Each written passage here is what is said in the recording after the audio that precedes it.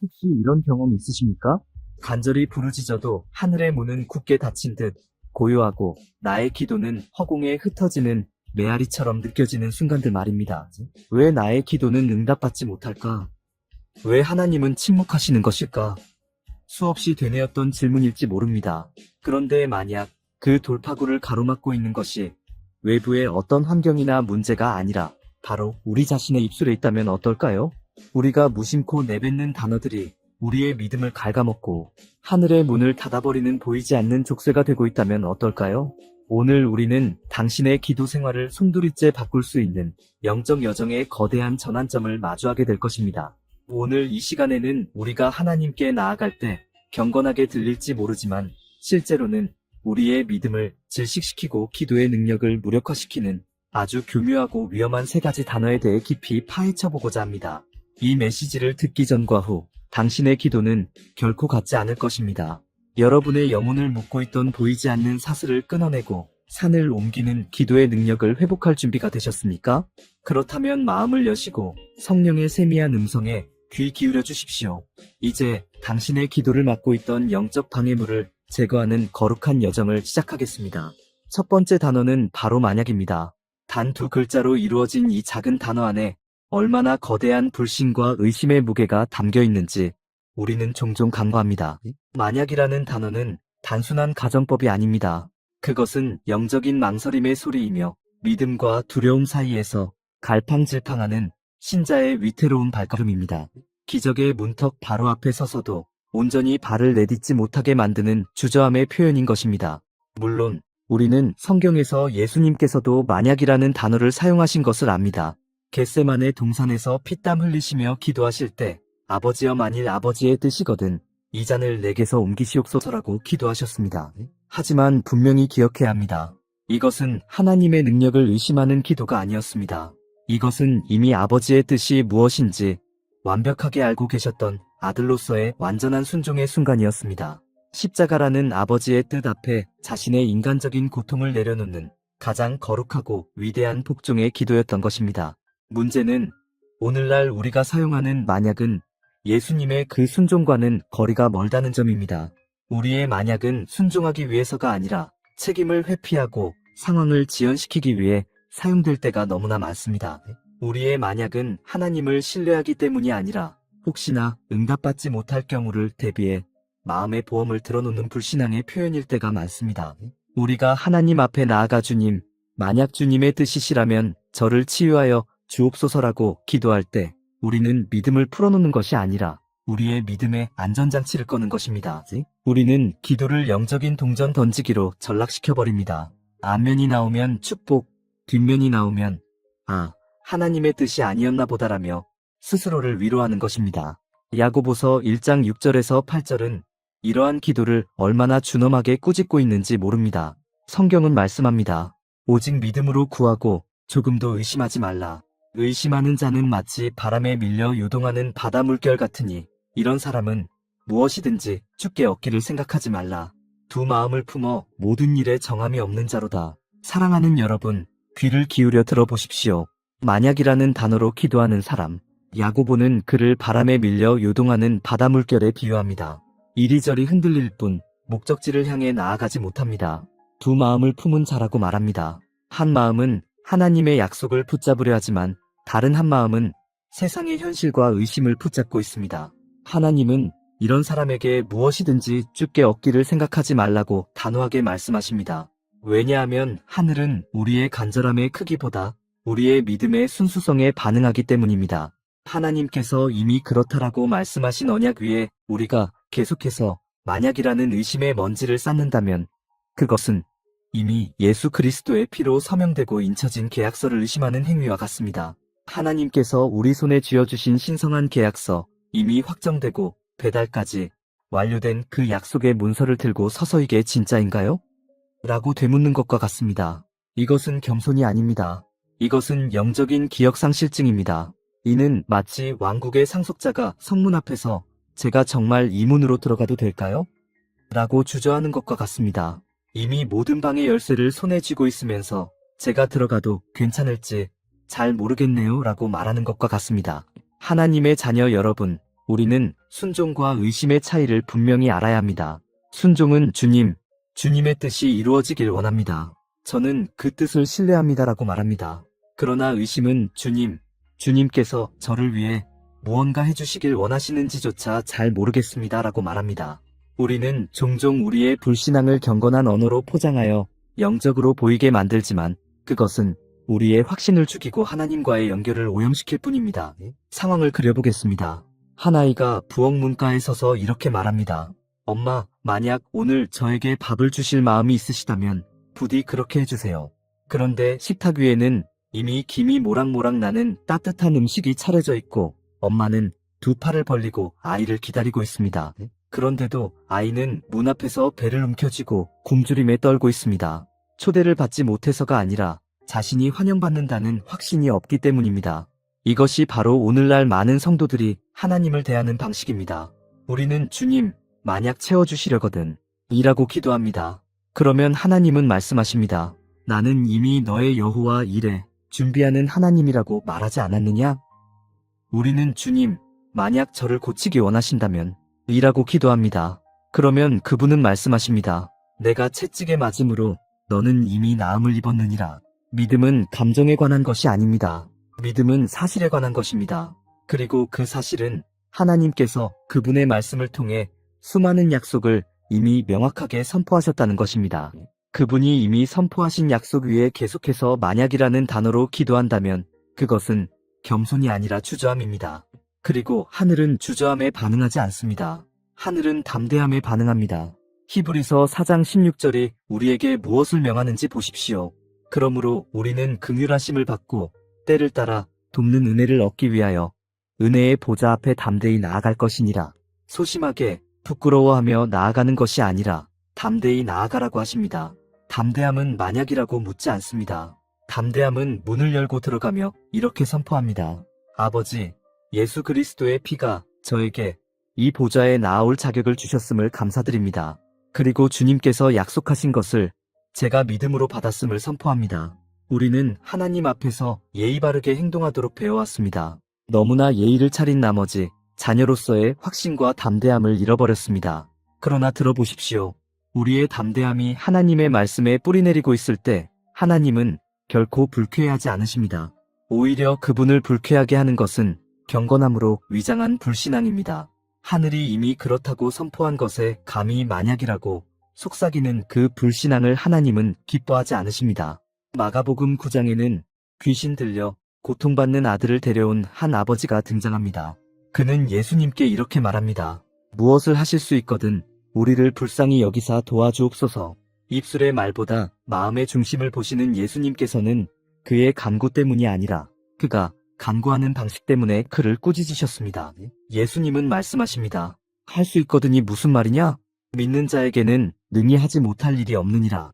예수님은 그 만약이라는 단어를 되돌려 보내셨습니다.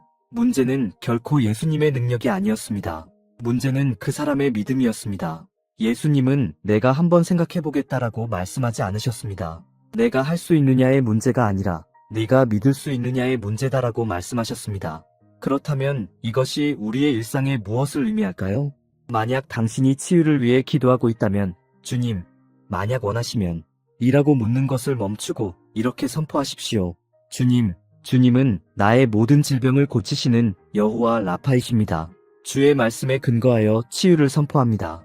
만약 당신이 재정적인 공급을 구하고 있다면 주님, 이번에도 도와주실지 라고 의심하는 것을 멈추고 이렇게 선포하십시오.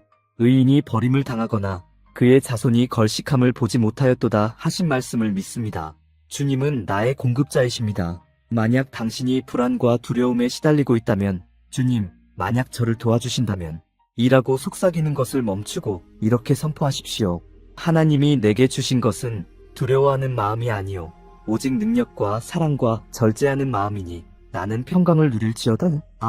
바로 이 지점에서 성령의 강력한 임재를 느낍니다. 이것은 단순히 언어의 문제가 아니기 때문입니다. 이것은 권세의 문제입니다. 원수 마귀가 가장 바라는 것은 우리가 계속해서 수동적이고 불확실한 기도를 드리는 것입니다. 당신이 확신하지 못하는 동안 원수는 아무런 도전을 받지 않고 활개 칠 수 있기 때문입니다. 그러나 당신이 당신의 만약을 내가 믿나이다로 바꾸는 순간 당신이 하나님의 약속을 법정의 증거처럼 그분께 되돌려 선포하기 시작하는 순간 당신이 거지가 아니라 상속자의 자세로 기도에 들어서는 순간 지옥은 긴장하고 하늘은 응답합니다. 잠시 여러분의 삶 깊숙이 들어가 보겠습니다. 얼마나 많은 기적을 놓치셨습니까? 너무 예의를 차리느라 담대하지 못해서 말입니다. 얼마나 많은 열린 문이 여전히 닫혀 있습니까? 문 밖에서 서서 주님, 만약 제가 들어가길 원하시면 이라고 기도하고 있었기 때문입니다. 하나님께서 이미 당신에게 열쇠를 주셨는데도 말입니다. 얼마나 많은 밤을 눈물로 지새우며 하나님이 도와주실지 아닐지 고민했습니까? 바로 그 옆에서 천사들은 당신이 그저 믿기만 하기를 기다리고 있었는데도 말입니다. 축복은 하나님을 기다리고 있는 것이 아닙니다. 축복은 당신의 믿음이 브레이크에서 발을 떼기를 기다리고 있습니다. 당신은 한 발은 가속 페달에 다른 한 발은 브레이크에 올려놓고 운전해왔습니다. 주일에는 약속의 말씀을 선포하지만 월요일에는 만약이라고 기도합니다. 하나님은 말씀하십니다. 이제 하나를 선택해야 한다. 이것이 바로 당신의 언어가 중요한 이유입니다. 죽고 사는 것이 혀의 힘에 달렸나니 여기에는 당신이 기도하는 내용도 포함됩니다. 이제 당신의 기도에서 만약이라는 단어를 추방하십시오. 그리고 그 자리에 하나님의 약속에 대한 확고한 믿음의 선포를 채우십시오. 두 번째 단어는 자격 없는 또는 부족한입니다. 이 단어의 무게가 지금 누군가의 영혼을 짓누르고 있음을 느낍니다. 이 단어는 너무나 많은 혀를 감쌌고 너무나 많은 기도를 묶었으며 너무나 많은 성도들을 침묵하게 만들었습니다. 자격 없는 이 말은 겸손하게 들리고 경건하게 느껴집니다. 하지만 착각해서는 안 됩니다. 이것은 은혜의 보좌 앞에서 당신이 내뱉을 수 있는 가장 위험한 단어 중 하나입니다. 왜냐하면 자격 없는이라는 말은 단순히 한 단어가 아니기 때문입니다. 그것은 거짓말입니다. 원수가 당신을 영적으로 마비시키기 위해 먹여온 거짓말입니다. 예수님께서 죽으시고 피 흘리시고 고난받으시고 부활하셨음에도 불구하고 당신은 여전히 부족하고 가치 없다고 속삭이는 거짓말입니다. 그러나 저는 오늘 하나님의 말씀의 권세 아래 당신의 기도 생활에서 그 거짓말을 깨뜨리고 담대히 선포하기 위해 이 자리에 섰습니다. 당신은 자격 없는 자가 아닙니다. 당신은 보혈로 덮인 자입니다. 당신은 버림받은 자가 아닙니다. 당신은 구속받은 자입니다. 히브리서 4장 16절은 다시 한번 우리에게 외칩니다. 그러므로 우리는 긍휼하심을 받고 때를 따라 돕는 은혜를 얻기 위하여 은혜의 보좌 앞에 담대히 나아갈 것이니라. 구걸하며 수치심에 기어들어가며 두려움에 속삭이며 나아가는 것이 아니라 담대히 나아가라고 하십니다.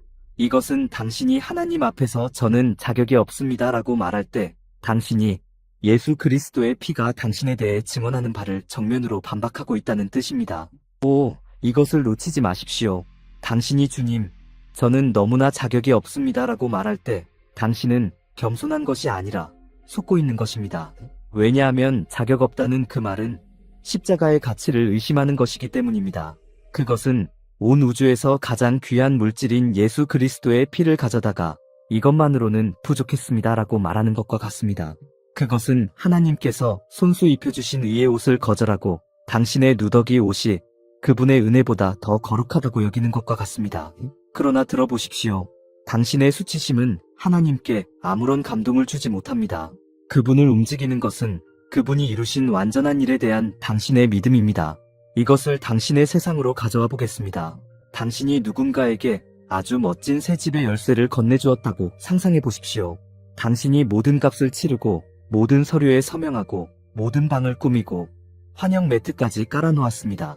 그런데 그 사람은 이사 들어오기는커녕 문 앞에서 저는 이 집을 받을 자격이 없어요라며 울고만 있습니다. 집안에 모든 필요한 것이 다 있는데도 계속해서 밖에서 잠을 자고 현관에서 굶주리고 추위에 떨고 있습니다. 이것이 바로 많은 신자들이 하나님 앞에서 행하는 모습입니다. 그들은 주님, 저는 주님의 축복을 받을 자격이 없습니다 라고 말합니다. 그러는 동안 식탁은 이미 차려졌고 의의 옷은 이미 놓여 있으며 천사들은 이미 기다리고 있습니다. 하나님은 당신을 영적인 노숙자로 부르지 않으셨습니다. 그분은 당신을 아들과 딸로 부르셨습니다. 그리고 아들, 딸은 구걸하지 않습니다. 그들은 상속받습니다. 누가복음 15장은 이 거짓말에 대한 살아있는 그림을 우리에게 보여줍니다. 탕자가 집으로 돌아오면서 연설을 준비합니다. 아버지, 나는 하늘과 아버지께 죄를 지었사오니 지금부터는 아버지의 아들이라 일컬음을 감당하지 못하겠나이다. 나를 품꾼의 하나로 보소서. 그는 자신이 자격 없음을 고백할 준비를 했습니다. 그러나 아버지는 그 말을 무시하십니다. 하나님께 영광. 아버지는 아들의 정죄의 고백을 듣지도 않으십니다. 대신 아들의 말을 끊고 회복의 선언으로 응답하십니다. 제일 좋은 옷을 내어다가 입히고 손에 가락지를 끼우고 발에 신을 신기라. 그리고 살찐 송아지를 끌어다가 잡으라. 우리가 먹고 즐기자. 이 내 아들은 죽었다가 다시 살아났으며 내가 잃었다가 다시 얻었노라. 잡으셨습니까? 아들은 나를 종으로 삼아주소서라고 말했지만 아버지는 너는 여전히 내 아들이다라고 선포하셨습니다. 하나님은 당신의 자학적인 수치심에는 관심이 없으십니다. 그분은 당신의 회복된 정체성에 관심이 있으십니다. 몇몇 분들이 이렇게 생각하실 것을 압니다. 하지만 저는 망쳤습니다. 저는 죄를 지었고 넘어졌습니다. 네, 그렇습니다. 우리 모두가 그렇습니다. 하지만 당신의 가치는 결코 당신의 행위에 기반한 것이 아니었습니다. 당신의 가치는 당신의 완벽함에 있는 것이 아니라 당신의 위치에 있습니다. 그리고 당신의 위치는 바로 그리스도 안에 있습니다. 모든 쇠사슬이 끊어질 때까지 이 말씀을 선포하게 하십시오. 당신은 자격 없는 자가 아닙니다. 당신은 실격자가 아닙니다. 당신은 거절당한 자가 아닙니다. 당신은 사랑받지 못하는 자가 아닙니다. 당신은 의롭다 함을 받았고 거룩하게 되었으며 피로 사셨고 성령으로 충만합니다. 당신은 당신이 자격이 있어서 기도하는 것이 아닙니다. 그분이 존귀하시기에 기도하는 것입니다. 당신은 모든 것을 올바르게 행했기 때문에 보좌 앞으로 나아가는 것이 아닙니다. 예수님께서 모든 것을 완벽하게 행하셨기 때문에 나아가는 것입니다. 분명히 말씀드리겠습니다. 기도 중에 저는 자격이 없습니다 라고 말하는 것은 결혼식에 초대받아 가서는 주인이 제공한 예복을 입기를 거부하는 것과 같습니다. 그것은 단지 무례한 것이 아니라 초대를 거절하는 것입니다. 이사야 61장 10절이 말합니다. 그가 구원의 옷을 내게 입히시며 공의의 겉옷을 내게 더하심이 그분이 당신을 덮어주셨는데 왜 당신은 스스로를 벗기려 하십니까? 그분이 당신을 용서하셨는데 왜 당신은 그분이 이미 잊으신 죄를 계속 고백하고 있습니까? 당신이 하나님 앞에 서서 저는 자격이 없습니다 라고 말할 때 당신은 이미 주어진 것을 얻으려고 애쓰는 것입니다. 그것은 겸손이 아니라 거짓된 겸손으로 위장한 영적인 교만입니다. 더 깊이 들어가 볼까요? 당신이 자격 없다는 생각에서 기도할 때 당신의 믿음은 움츠러듭니다. 하나님께서 만찬을 베풀려고 하시는데 당신은 부스러기를 구하기 시작할 것입니다. 예수님께서 이미 채찍에 맞으셨는데 당신은 치유를 구걸할 것입니다.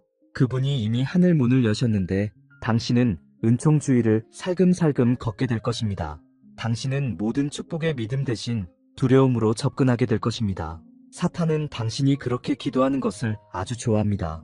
왜냐하면 당신이 자격 없다고 느끼는 한 당신은 결코 권세 안에서 걷지 못할 것이기 때문입니다. 당신은 계속해서 소심하고 구걸하는 기도를 드릴 것입니다.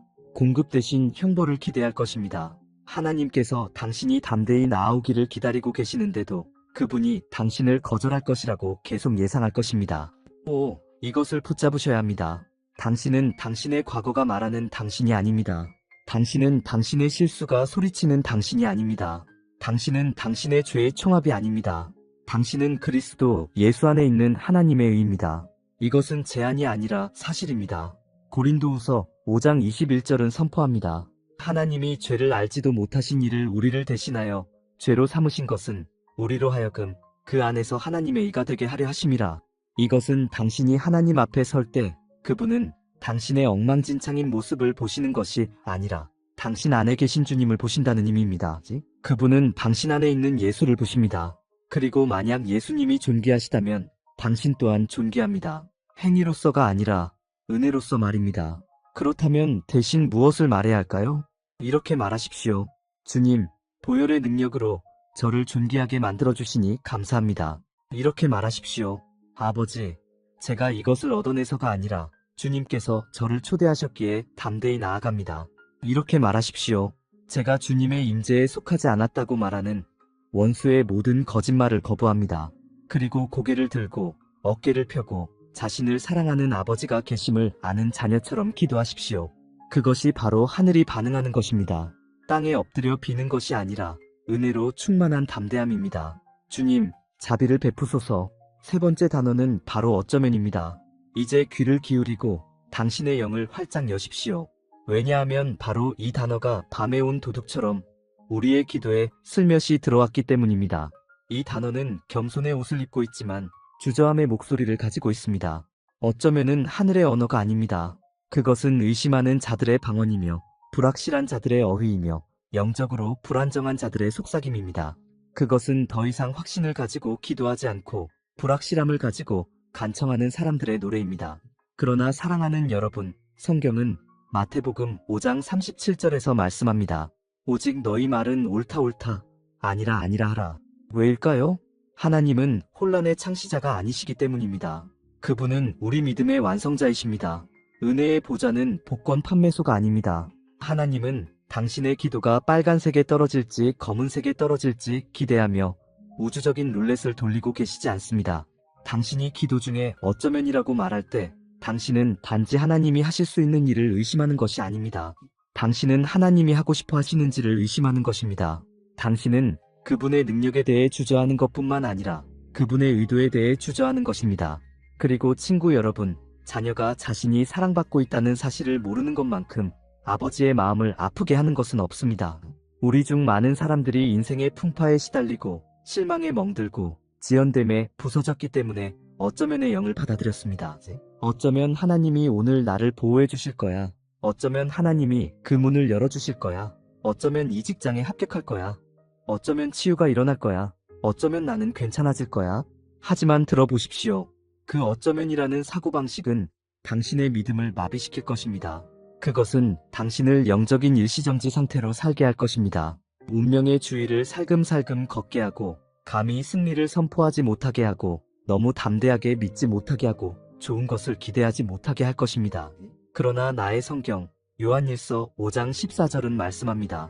그를 향하여 우리가 가진 바 담대함이 이것이니 그의 뜻대로 무엇을 구하면 들으심이라. 어쩌면이 아닙니다. 아마도가 아닙니다. 가능하면이 아닙니다. 그분은 들으신다고 확정적으로 말씀하십니다.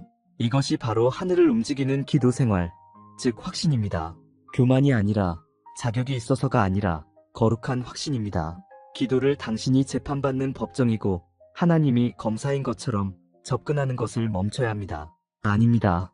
그분은 당신의 아버지이시고 예수님은 당신의 변호인이시며 그분의 피는 당신의 증거입니다. 그런데 왜 어쩌면 이라고 말하며 들어가겠습니까? 증거를 가진 변호사는 그렇게 말하지 않습니다. 그들은 어쩌면 제 의뢰인은 무죄일지도 모릅니다 라고 말하지 않습니다. 그들은 여기 증거가 있습니다 라고 말합니다. 그들은 담대하게 말합니다. 하나님의 자녀 여러분, 당신은 증거를 가지고 있습니다. 예수의 피, 하나님의 말씀, 하늘의 약속이라는 명백한 증거 말입니다. 사도행전 12장으로 여러분을 데려가 보겠습니다. 베드로가 감옥에 갇혔습니다. 교회는 모여서 기도합니다. 그들은 금식하며 부르짖으며 그의 석방을 위해 기도합니다. 그리고 하나님, 그렇습니다. 하나님은 응답하십니다. 쇠사슬이 풀리고 천사가 그를 감옥 밖으로 인도하여 베드로는 기도 모임이 열리는 집 문을 두드립니다. 그러나 로데라는 하녀가 달려가 다른 사람들에게 그 사실을 알렸을 때 그들은 그녀를 믿지 않았습니다. 그들은 그의 천사일 것이다 라고 말합니다. 그들은 기도하고 있었지만 기대하지는 않았습니다. 그들의 기도는 어쩌면에 흠뻑 젖어 있었습니다. 어쩌면 하나님이 하실 거야. 어쩌면 안 하실 거야. 그리고 하나님이 하셨을 때 그들은 충격을 받았습니다. 그런 교회가 되지 마십시오. 기적을 위해 기도하고는 기적이 문을 두드릴 때 당황하는 사람이 되지 마십시오. 어쩌면은 하늘의 법정에 주저함을 초대합니다. 그것은 단지 약한 언어가 아니라 약한 자세입니다. 그것은 자신이 그 방에 속해 있는지조차 확신하지 못하는 사람의 자세입니다. 그러나 들어보십시오. 사랑하는 여러분, 당신은 그곳에 속해 있습니다. 당신은 하나님의 집의 손님이 아니라 가족입니다. 그리고 당신이 당신의 가족임을 알 때 당신은 들여보내주기를 바라며 문을 두드리지 않습니다. 당신은 문이 이미 열려 있다는 것을 알고 걸어 들어갑니다. 지금 바로 당신의 삶에 더 깊이 들어가 보겠습니다. 여러분 중 일부는 수년 동안 어쩌면의 영으로 살아왔습니다. 당신은 약속의 가장자리에 서서 감히 발을 들여놓기를 두려워했습니다. 당신은 다른 모든 사람들이 응답받는 기도로 걸어 들어가는 것을 지켜보면서 어떤 표적, 확증, 또 다른 예언을 기다리고 있었습니다. 그리고 당신을 붙잡고 있는 것은 능력의 부족이 아니라 확실성의 부족입니다. 당신은 계속해서 말합니다. 어쩌면 지금이 나의 때일지도 몰라. 어쩌면 결혼하게 될 거야. 어쩌면 사업을 시작하게 될 거야. 어쩌면 자유로워질 거야. 하지만 진실은 어쩌면이 당신을 비참하게 만들고 있다는 것입니다. 어쩌면이 당신의 결정을 미루게 하고 어쩌면이 당신으로 하여금 약속을 의심하게 하며 어쩌면이 당신을 더 적은 것에 안주하게 만듭니다.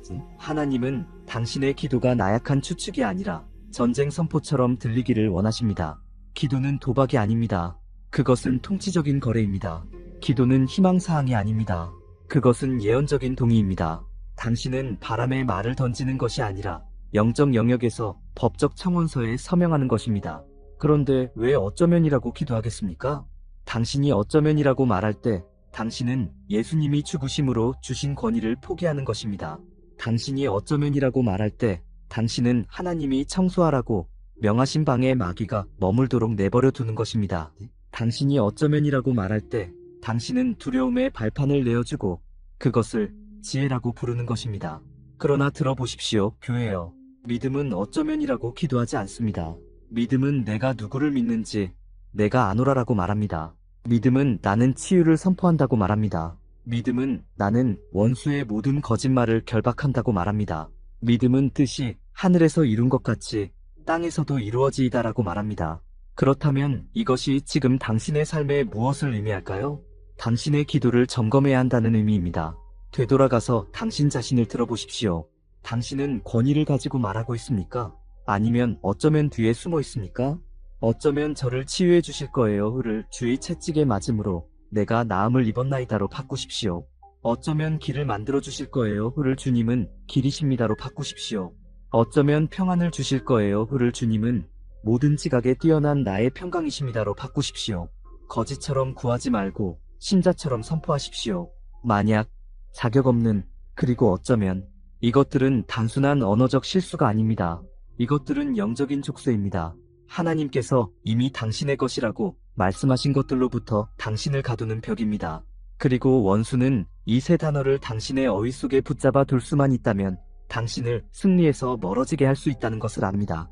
당신의 기도를 무력하게, 당신의 믿음을 연약하게, 당신의 비전을 흐릿하게 만들 수 있다는 것을 압니다.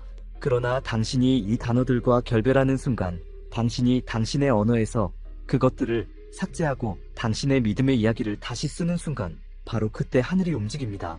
그래서 여기에 당신을 위한 도전이 있습니다. 저는 이것을 당신 위에 예언적으로 선포합니다. 지금 당장 당신이 최근에 드렸던 기도를 다시 써보십시오. 모든 만약을 내가 믿습니다로 바꾸십시오.